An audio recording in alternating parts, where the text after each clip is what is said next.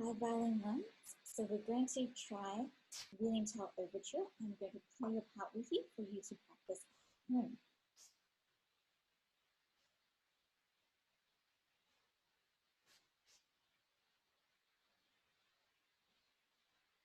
So here we go.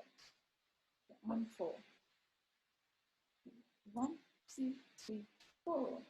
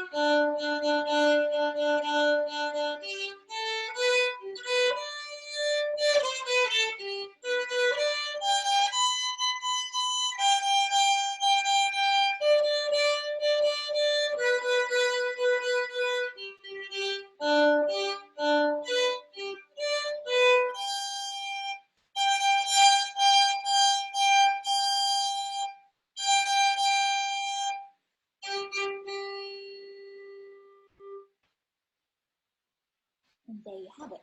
So, once you've practiced this a few times through, feel free to record you playing your part and send it back to me so I can give you some feedback. See you next week.